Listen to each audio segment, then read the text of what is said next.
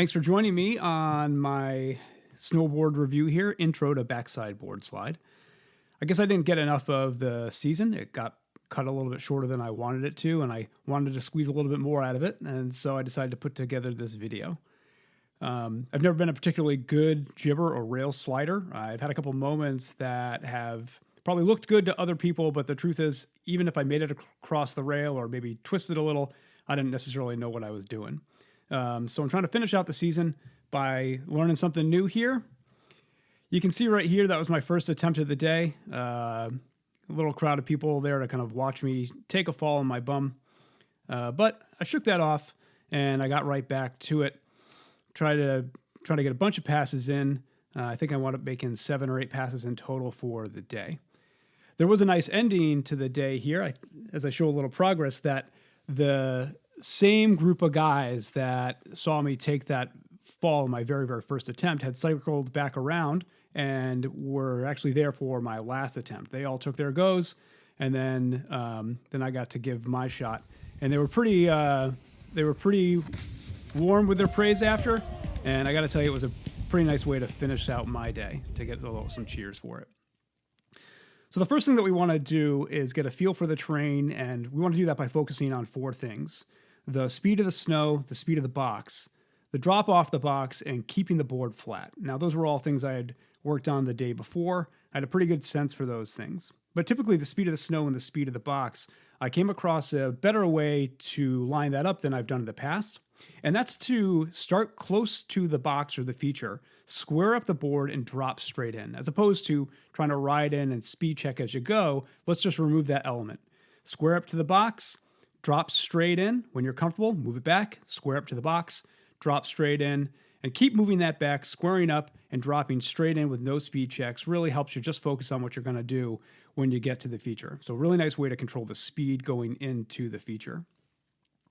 The next thing that we want to talk about is arm movement and position. I'd been so focused on what my board was supposed to be doing, I really came to see that lifting my focus up to my shoulders and my arms was going to help me. So you can see here in the picture, there's a nice swinging motion as I come onto the box, and my arms are running parallel the length of the box while my board is nice and perpendicular. Now, to make that happen, the focus really needs to be before you get onto the box. We're going to zoom in here, and you can see my left hand, my lead arm is kind of behind me as much as I can. You can see my shoulders up, and you can see the distance that my right hand is reaching across my body. Now, if we go ahead and play this, what you'll see is by cocking that arm back, by putting that left arm forward, it gives me the opportunity to kind of swing those arms into a better position. Most importantly, really leading with my left hand and then having that right hand behind me. But really leading with that left hand helps me be running parallel to the length of the box. My arms are running parallel to the length of the box. My board is good and perpendicular. And really reaching with my arms, loading them up before I get onto the feature, and then reaching with my arm forward helped that, taking advantage of that nice torsional motion of the body, and really helped me kind of get in line with, in this case, the box. Now, that good arm motion is going to set us up for better body position. On the left-hand side here, we can see that first run where I wound up taking a seat, and I never really got over my feet here. And you can see that. There's very little flex in the ankles. My knees are pretty much over my heels. On the right-hand side, much nicer flex. My knees are over my toes, better athletic position. And that translates to the upper body, where you can see that my shoulders and my chest, they're really behind my knees, over my heels. And not a good position, not a lot of balance there. On the right-hand side, I'm really reaching forward. My chest is over my toes, much, much better balance. So that good arm motion led to good body motion. And if we just draw a line here on the left, you can see that most of my weight is pretty much behind my heels. We're on the right-hand side, really chest over my toes, really keeping better balance, and there's a much more better split on the line. The guy on the right slides off into the sunset, while the guy on the left's ass still hurts 2 weeks later. The last thing we're going to look at here is the head and the eyes. Now, even before I get on the feature, you can see that my eyes are really looking for the end of the box, really spotting where I'm going to go and staying engaged with my destination and updating it the entire time.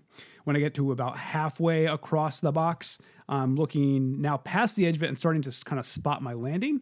And even once I'm airborne, I'm still really deliberately trying to look downhill. And when I land, I'm still trying to look, 30 to 50 feet downhill to ride it out. Not trying to speed check at the end, just trying to make a nice line from the beginning all the way through and well past the box. Really, really helps with developing a confident line. So to recap, we're really looking for three things. Good arm movement. That's really going to help you get onto the box. And once you're on the box, have good body position, nice balance, good athletic stances. And then the last thing is head and eyes. That's really all about intent, looking where you're going, updating as you go, and making a nice line from start to finish. So while I didn't want the season to end, it did end well. Took a fall on my bum to start the day, shook that off, got a few more runs, and was rewarded with a chance to showcase what I had learned by in front of the same pack of guys that had seen me fall earlier, and they were generous with their cheers, and I was happy to receive it.